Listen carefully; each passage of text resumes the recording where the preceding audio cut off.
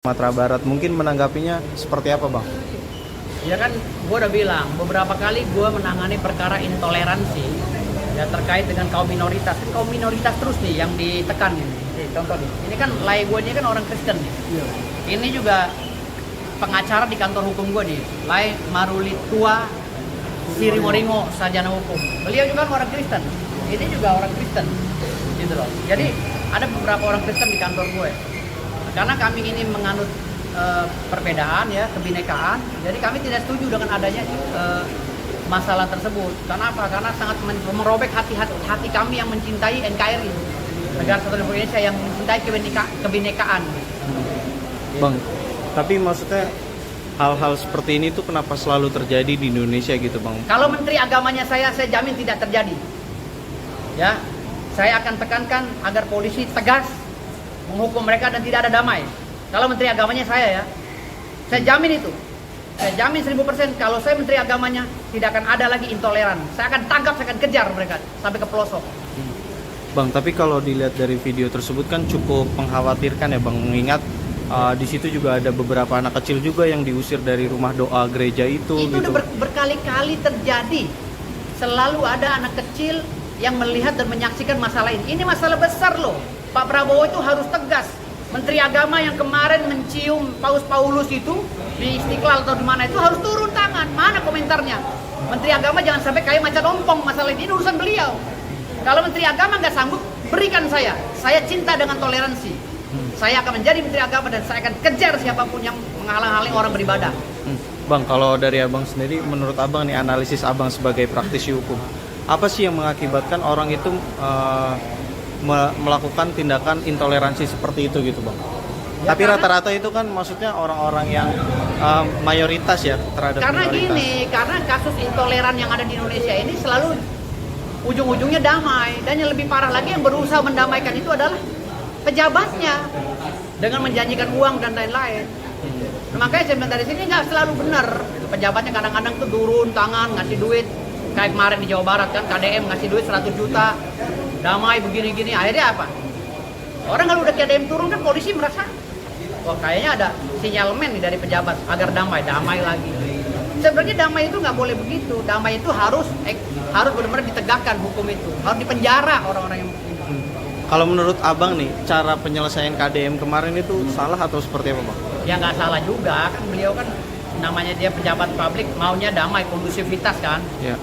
Nggak mau terprovokasi juga, tapi kan damai bukan cara begitu, harus tegas. Damai boleh tapi tegas gitu. Gimana lah sebagai orang Kristen ini?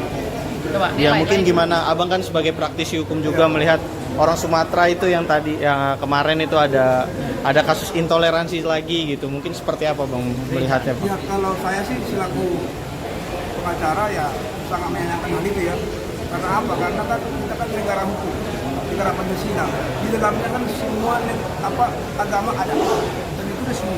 Jadi kalau ada seperti itu ya saya kira ya tidak elok lah di negara yang sudah maju ini itu. Kalau dari menurut Abang nih, kira-kira bagaimana caranya penyelesaian masalah kasus intoleransi di Indonesia ini supaya tidak terjadi lagi, mungkin apa?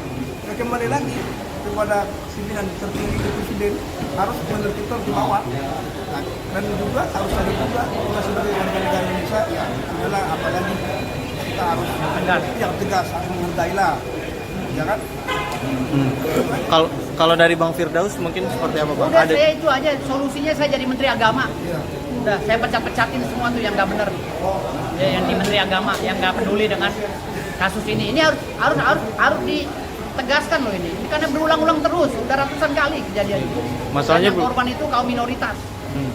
Terus mungkin ini nggak sih, Bang, kiranya undang-undangnya perlu direvisi nggak sih, mungkin supaya orang itu lebih takut gitu terhadap kiranya kalau mau melakukan hal tersebut gitu. Nggak perlu dibuat undang-undang, kan cukup keluarkan peraturan sebagai regulasi agar ada terjadinya penekanan terhadap penegakan hukum. Yaitu aturannya dari menteri tadi, Menteri Agama yang melakukan aturan. Tapi menurut Abang juga kalau dalam kasus intoleransi yang selalu terjadi ini mungkin Menteri Agama juga memang harus berikut andil juga ya dalam Menteri kasus ini. Agamanya kayak macan ompong. nggak bergerak sama sekali, nggak ada statement, nggak ada apa. Gitu loh. Menteri Agama suruh turun lah, ganti sama saya jadi Menteri Agamanya. Nggak perlu saya pakai ini ya. Menteri Agama itu kan cukup nasionalis, Bhinneka Tunggal Ika, depan tekan. Saya Kristen. Ya. Kenapa beliau? Rekan atas sama pengacara. Kepala badan Bantuan hukum. Badan Hukum Bebas nih sekarang. Nah, gimana Bang cara Abang mungkin menyatukan antara ya berbagai macam etnis dan juga agama ini supaya rukun dan nyatu itu seperti apa mungkin? Ini kan Buddha, ini Kristen, ini China atau Tionghoa. Ya kan ada juga beberapa ya, Islam. Kami ya memang sudah biasa bersatu. Dan kami enak gitu loh kerja dengan aneka ragam kepercayaan, budaya dan ini. Nafsi-nafsi, lakum dinukum waliyadin. Seperti yang apa yang saya bilang. Nggak perlu lagi kita ribut-ributin masalah orang beribadah.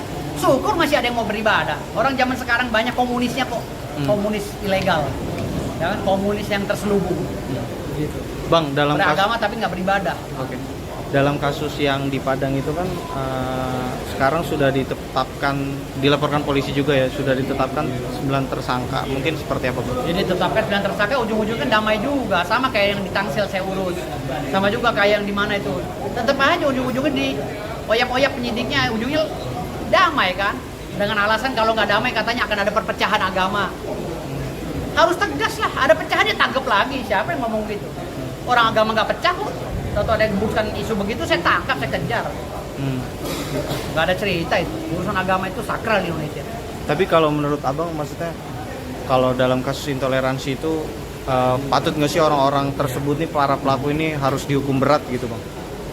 Ya harus dihukum berat lah, bila perlu dikasih di kandang tikus atau dimasukin ke laut itu, suruh makan hiu. Itu manusia nggak berguna semua kan itu. Itu dia tuh sama dengan mendukung komunisme di Indonesia ini, tidak mendukung orang-orang yang punya agama, tidak mendukung pluralisme.